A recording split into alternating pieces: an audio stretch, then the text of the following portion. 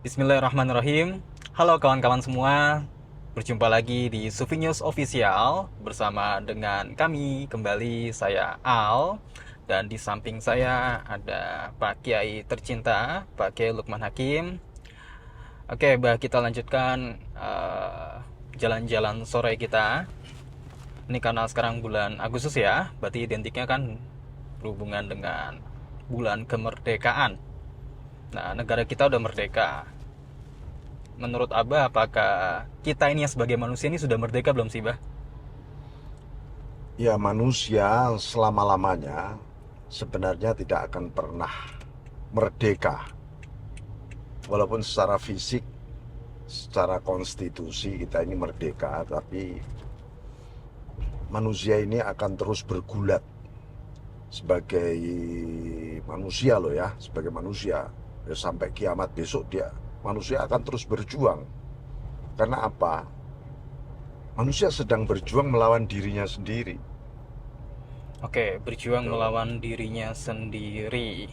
Berarti sampai detik ini apa sih semacam kemerdekaan yang hakiki dalam pandangan kita supaya biar apa ya? Apalagi untuk kita anak apa untuk eh, aku yang anak-anak generasi muda saat ini suka mencari-cari apa sih hakikat kemerdekaan itu.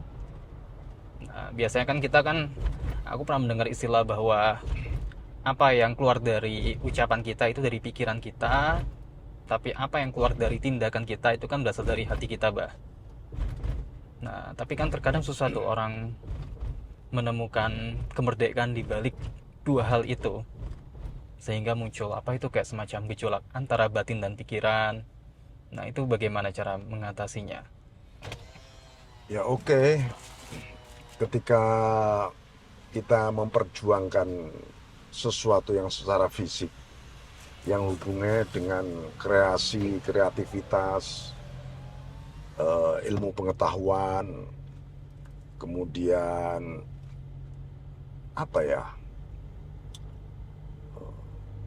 ini pasti hubungannya dengan hasrat dan cita-cita. Nah,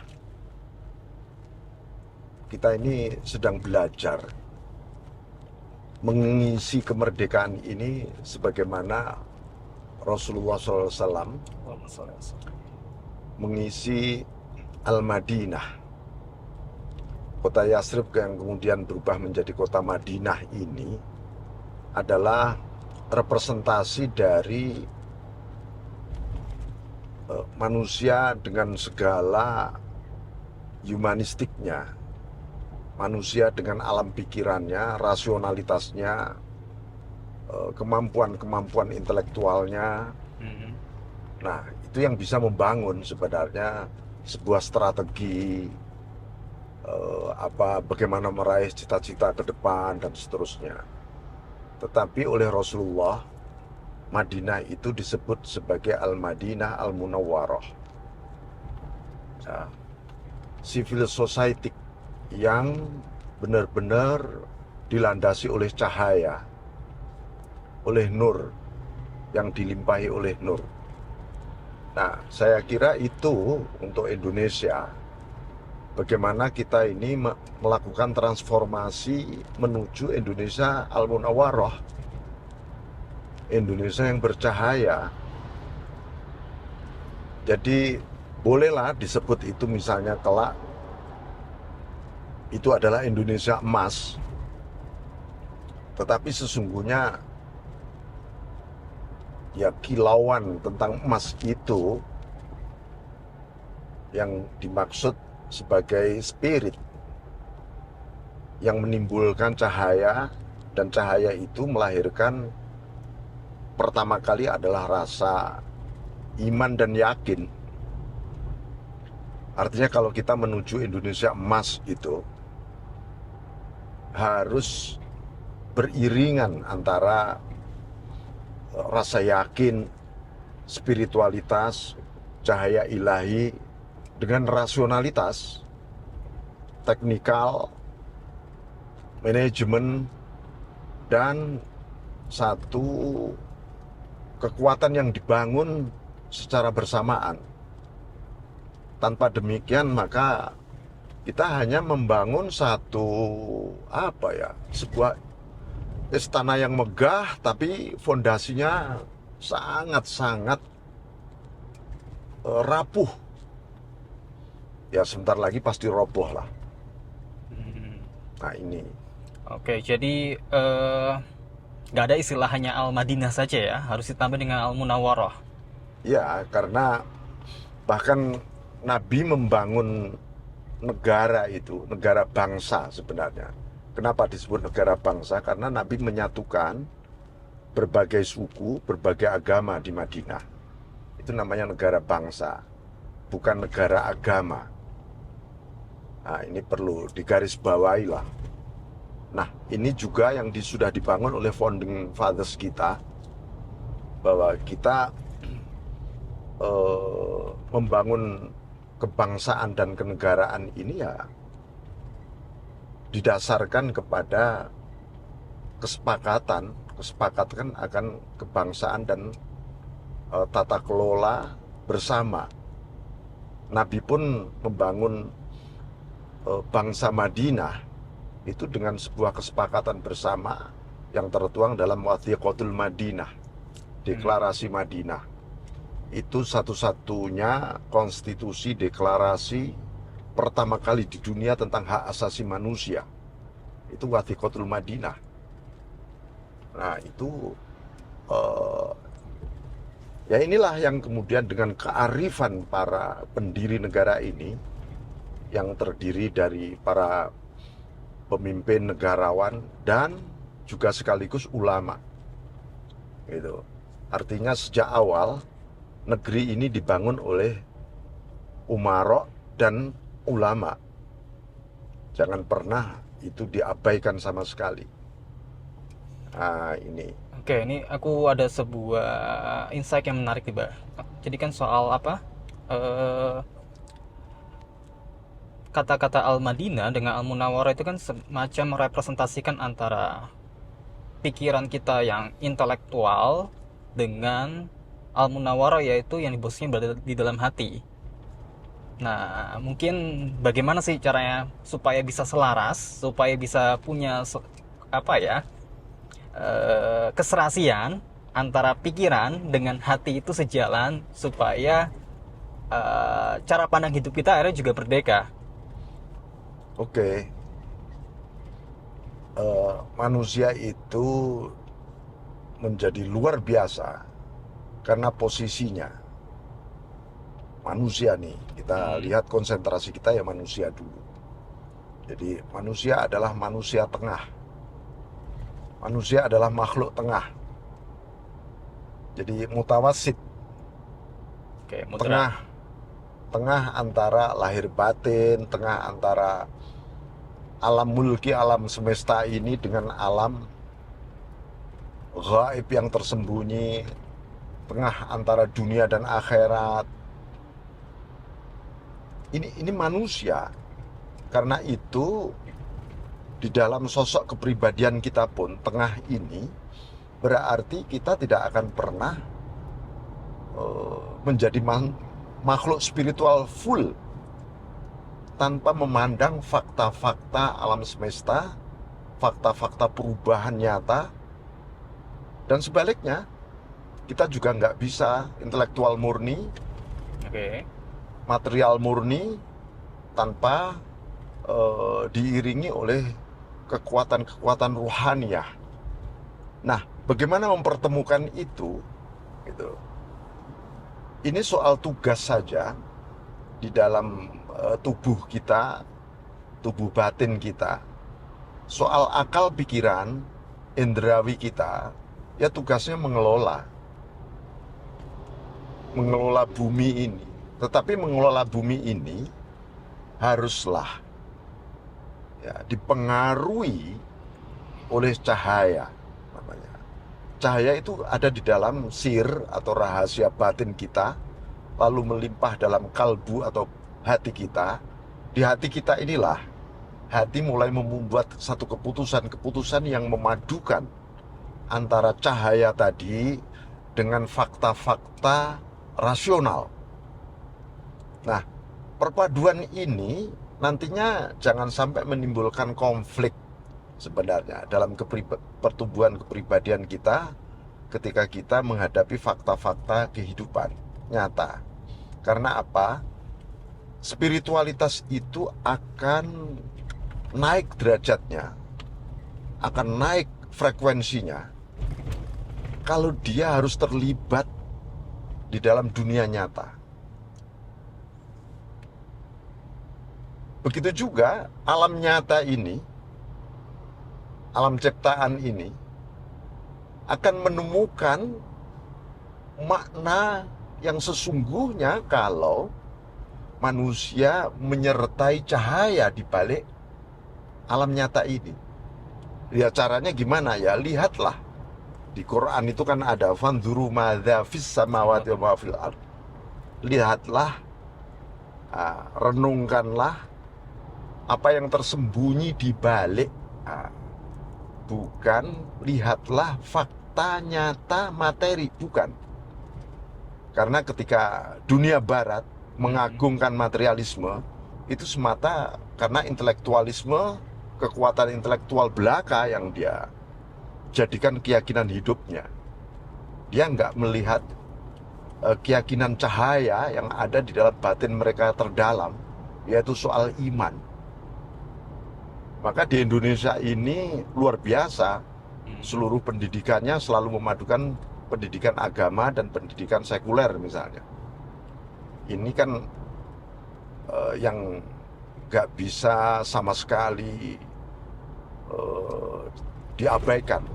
Kalau mengabaikan itu berarti kemajuan kita ya kemajuan yang sedang menggali kuburnya sendiri. Ya, Gitu jadi loh. kayak harkat kebebasan kita selama ini ya ujung-ujungnya material, polis, iya kan? Ya, kalau kebebasan yang hitungannya adalah matematis, maka pasti tidak ada cinta di sana. Oke, nggak ada cinta di sana. Keadilan yang ditegakkan tanpa cinta, tanpa rahmat, maka kita harus belajar dari sifat-sifat Tuhan, bukan mengambil alih sifat Tuhan ya, tapi berintisab, mencerap nilai-nilai yang harus kita aksentuasikan, kita wujudkan. Bahwa Allah itu sifat keadilan Allah, kemahaadilan Allah, itu bersembunyi di balik sifat kasih sayangnya Allah. Begitu juga sifat kasih sayangnya Allah ada di balik sifat maha adilnya Allah. Maka kalau materialisme belaka, lalu orang bicara keadilan, orang dituntut sama rata. Maka tidak ada pluralisme, tidak ada keragaman. Orang harus berseragam, bajunya, hartanya, pekerjaannya, itu kan mustahil. Ya, pandangan kita kan pengen semuanya tuh harus serba kaya, semua pengen semuanya dapat jabatan, semuanya harus tinggi semua posisinya. Nah, itu kan satu pandangan mustahil yang coba dipaksakan oleh aliran materialisme. Nah, itu kita anggap sebagai kemerdekaan kita, kemerdekaan yang selama ini justru malah ya dangkal ya. Ya, kemerdekaan semu lah itu namanya. Yang fana. Jadi itu kemerdekaan ilutif. Jadi saya katakan sejak tadi bahwa manusia akan terus berjuang. Berjuang dengan alam ini tapi bersama spiritualitas terdalam. Jadi kalau kita belajar perjuangan para nabi dan para sahabat, para sahabat itu kalau sedang berjuang itu secara fisik, tapi jiwanya juga bergolak, ditata, dibersihkan, ya, sampai benar-benar fisabilillah. Jangan sampai seperti sekarang, kelihatannya benderanya agama yang digelorakan nama-nama Tuhan, tapi jalannya yang ditempuh bukan fisabilillah. Ya, jadi Fisabili nafsi, untuk kepentingan dirinya, Fisabilil aba demi kepentingan masa lalunya, fisabilil abna demi kepentingan anak cucunya, istri dan keluarga besarnya, golongannya. Ini sama sekali harus dimasukkan dalam satu ruang, ya, ruang spiritual, agar batinnya benar-benar digosok sampai bercahaya kembali. Ini berbahaya. Ya. Mungkin itu jadi penyebab, ya itu tadi ya, apa konflik antara batin dengan pikiran ya. Jadi apa yang selama ini kita bertindak itu sebenarnya berasal dari hati kita. Tapi kita biasa suka mengeluarkan dengan apa? Dengan retorika yang baik dan sebagainya, tapi kok nggak sesuai dengan perilaku kita, dengan amal kita. Saya ingat wacananya Imam Ghazali ya, tentang karakteristik basyariah manusia ini. Ada karakteristik yang bisa mengarah pada unsur negatif di dalam diri kita. Pertama, ada karakter hewani, karakter kebinatangan dalam diri kita ini. Ya, ini bisa nanti saling mendukung dengan kebuasan dan sadisme manusia. Nah, inilah yang disebutkan di Quran wayasfikud dima, pada akhirnya perang. Ya. Nah, ini bermula dari karakteristik kebinatangan. Itu bukan ini ya, bukan apa namanya, bukan tiba-tiba ada unsur wujud hewan di dalam diri kita, kan sekarang yang lagi marak ini apa khodam-khodam. Sifat, ya, karakteristik. Ada orang yang, oh kamu khodamnya apa? Khodamnya ini hewan apa? Nah, itu satu bentuk ilusi yang dipaksakan ya jadi kayak begitu. Itu. Nah, kemudian ada karakteristik syaitoniyah dalam diri kita nih. Karakter-karakter setan itu ada, tapi bukan setan itu sendiri. Karakteristiknya yang itu menjadi pintu masuknya setan nanti. Jadi semacam manifestasi diri kita seakan-akan memiliki sifat atau atributnya si setan itu ya. Ya. Nah, itu. Ada juga karakteristik malaikat di dalam diri kita, yang itu senantiasa positif, mengajak kebajikan, kembali kepada Allah, dan seterusnya.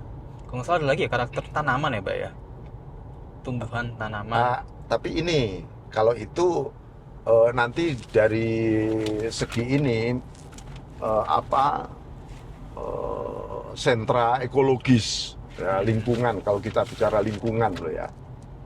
Tapi ini yang menarik, yang paling berbahaya dari semua itu adalah karakter rebbaniyah. Karakter ingin mengambil alih sifat-sifat Tuhan. Oke. Jadi ini bukan takhallaku bi asma'illah atau bi akhlaqillah, berakhlaklah dengan akhlak Tuhan, bukan.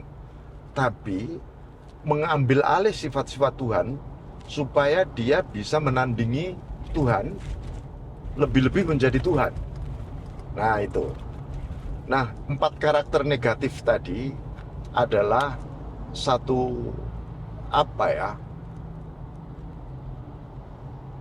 sesuatu yang senantiasa bisa muncul secara potensial, memang sudah ada. Nah, maka itulah yang membawa manusia menjadi gelap dan berpikir, merenungkannya didasarkan dari sumber-sumber kegelapan. Nah, tentu lawannya adalah nur, cahaya itu sendiri, kebajikan, nuansa bangkit menuju kepada Tuhan, mengembalikan semuanya kepada Allah. Kan itu. Jadi memang ini ya tidak mudah. Harus dibangun silabus tentang pendidikan manusia sejak dini, sejak kecil, sejak bayi. Nah, itu yang mesti kita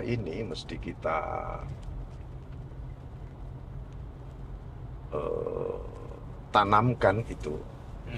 Jadi istilah ya, kita nggak bisa disebut merdeka kalau kita nggak kenal diri kita beserta dengan ya karakter-karakter yang tadi di Abah jelaskan itu ya.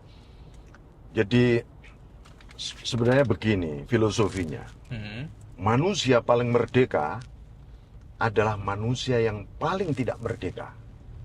Ya, Kok paradoks gitu ya? ya. Jadi kalau kita mengenal diri kita, kita adalah makhluk yang sesungguhnya, hakikatnya paling tidak merdeka. Hangus. Karena yang berhak merdeka yang sesungguhnya adalah tangan ilahi, hasrat dan kehendak ilahi. Artinya kalau seseorang itu menyadari siapa dirinya, maka dia sebenarnya hanyalah hamba. Dan hamba itu adalah budak. Dan budak adalah sebuah karakter tentang ketidakmerdekaan, atau puncak dari ketidakmerdekaan itu ya budak. Gimana? Puncak dari ketidakmerdekaan itu budak gitu. Oke. Nah, hanya saja justru orang yang meraih puncak keperbudakan dirinya, dia adalah orang yang paling merdeka. Karena puncak dari keperbudakan adalah memperbudakkan diri kepada Tuhannya. Karena yang berhak menjadi Tuhan hanyalah Allah. Nah, itu. Jadi kalau kepingin merdeka ya kita harus setiap saat merevise sejauh mana keperbudakan kita kepada Tuhan kita. Nah, baru manusia ini merdeka yang sesungguhnya gitu. Jadilah dia merdeka bersama Allah. Nah, itu loh yang maksudnya. Jadi kalau kepingin merdeka yang sesungguhnya, merdekalah bersama Allah. Itu makna la haula wala quwata illa billah di dalam mengisi kemerdekaan ini. Gitu.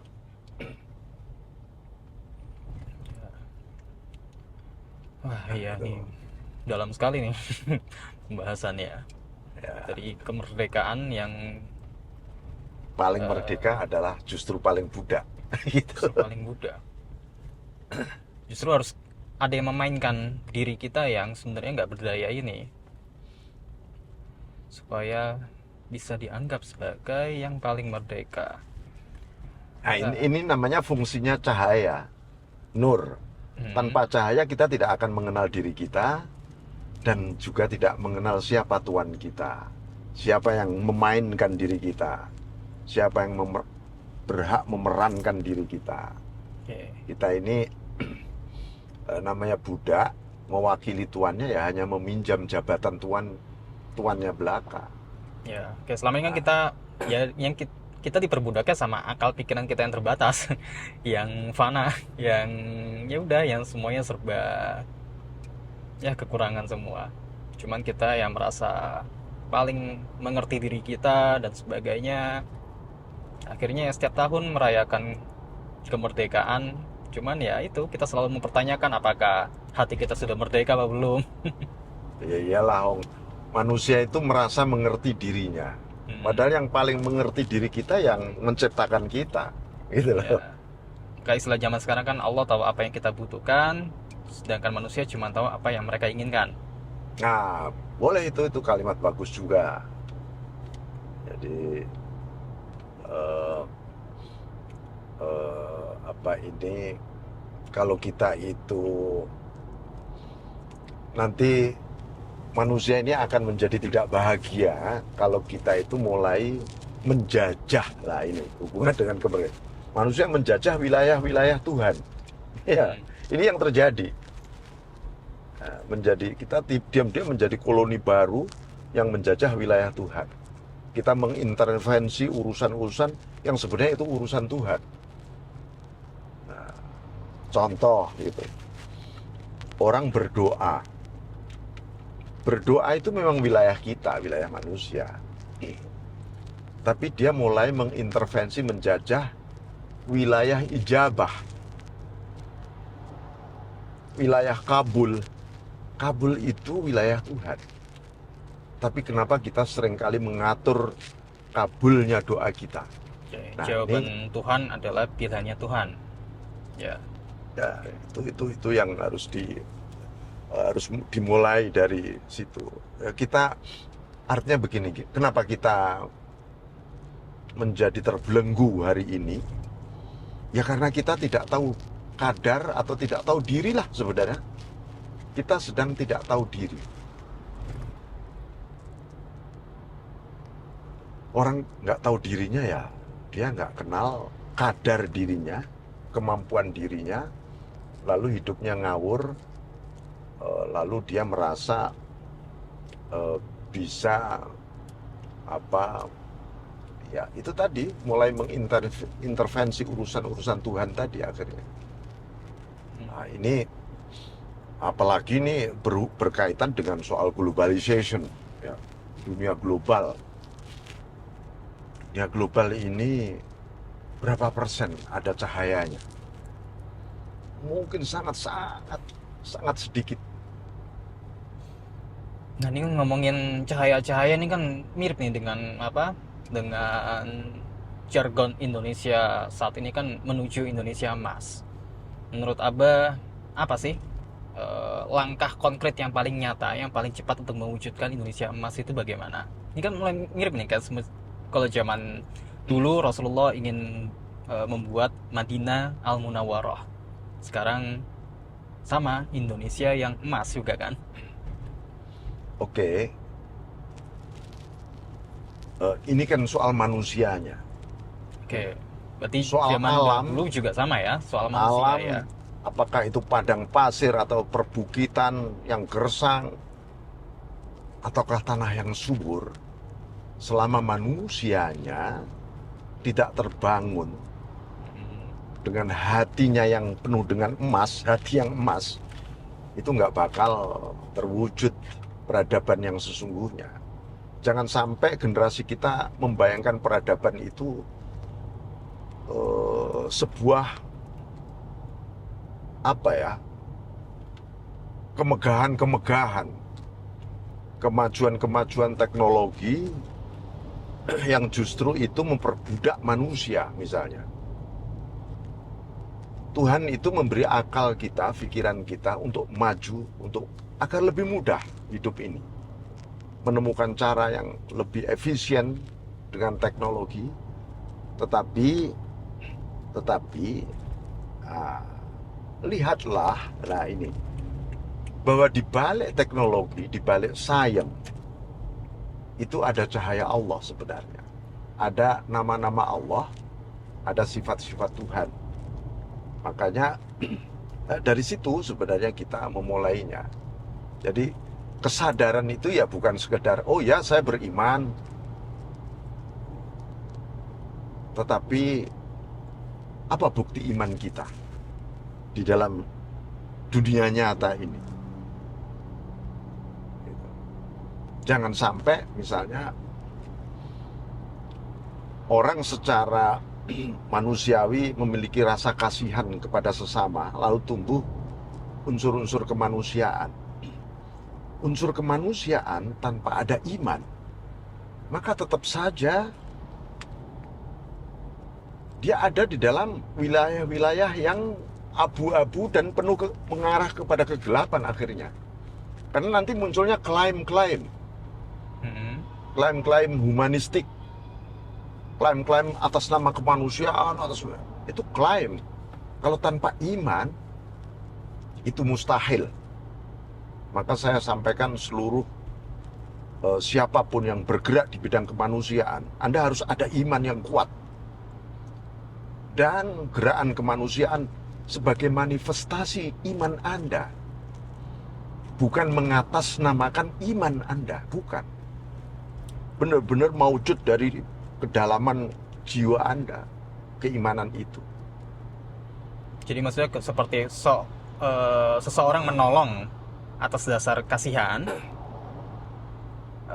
atau memang karena memang niatnya baik ingin memberi pertolongan, tapi dia nggak tahu itu apa namanya, apakah berasal untuk mewujudkan rasa keimanan dia apa tidak, nah itu gimana, Mbak?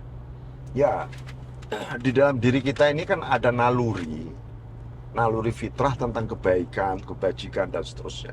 Dan itu adalah satu-satunya potensi titik pointing, ya, poin untuk bertemunya Hmm. berbagai keragaman ini. Hanya saja, kenapa perlu rasa yakin dan iman? Agar manusia tidak mengulangi sebuah konflik.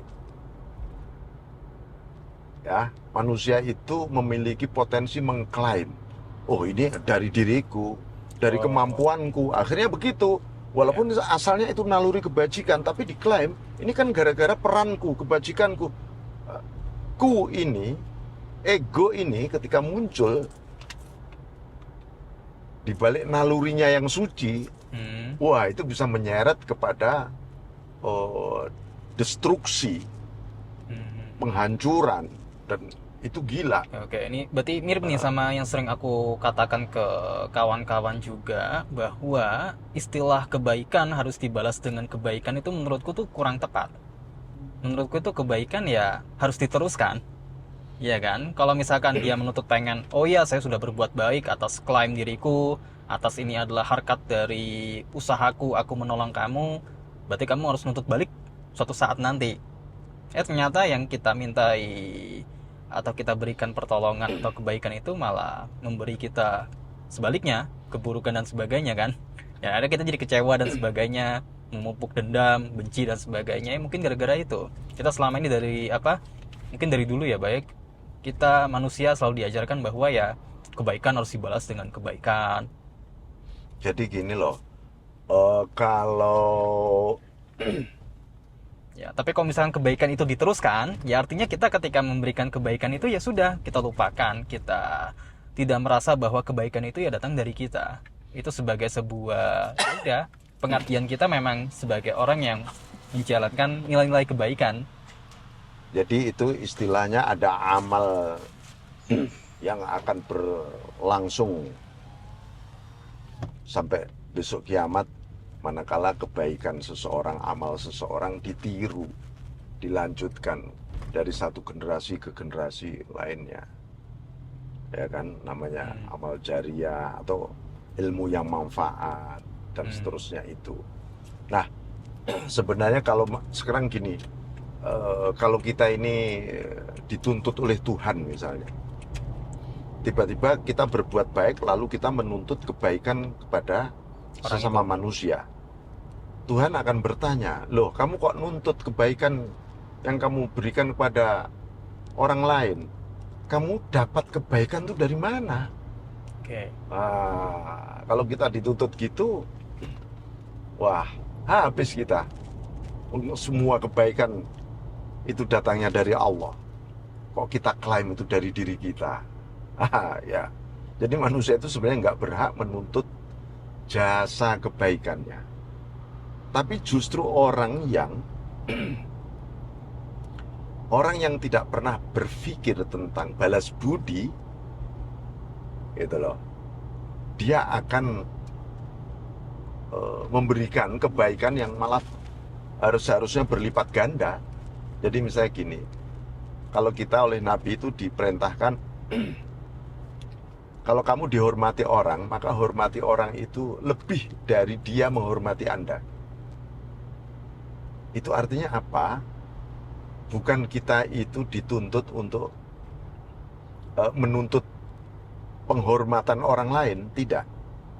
Justru kita harus menuntut diri kita, harus bisa menghormati orang lain, melebihi orang lain menghormati kita. Kalau orang berbuat baik, ya automatically ya kita akan memberikan kebaikan itu lebih dari kebaikan dia. Jadi begini, jangan sampai kita ini berbuat baik malah menjadi beban bagi orang lain. Dah, gara-gara dengan kebaikan kita orang lain lalu terbebani gimana cara membalas A, B, C, D yang telah memberi kebaikan kepada aku. Ini kan namanya kita tidak lagi berbuat baik tapi memberi beban penderitaan. Malah jadi nggak merdeka. Nah, itu. Jadi apa ya? Memang kita ini dalam setiap kebajikan tuh Allah itu melihat, yang dilihat ya hati kita, bukan wujud kebajikannya, bukan wujud amalnya. Ketulusan demi ketulusan jiwa ini lillah apa enggak, hanya untuk Allah apa enggak. Jadi Allah tidak melihat ketika kita proses menebar kebaikan atau kebajikan saja ya, tapi setelah kita melakukan kebaikan itu. Saat kita berbuat baik tadi, yang dilihat oleh Allah adalah apakah hati kita ikhlas apa enggak. Kalau hati kita enggak ikhlas ya sebenarnya kita sedang intervensi, seakan-akan kebaikan itu datangnya dari diri kita. Itulah filsafat materialisme yang serba transaksional akhirnya. Bahkan di tingkat dunia sufi itu, transaksional itu adalah satu tingkat paling lemah, paling rendah di dalam amaliyah. Ya, karena apa? Orang yang beramal, berbuat baik kok penuh dengan transaksional, pasti tidak ada cinta tadi. Dia akan kehilangan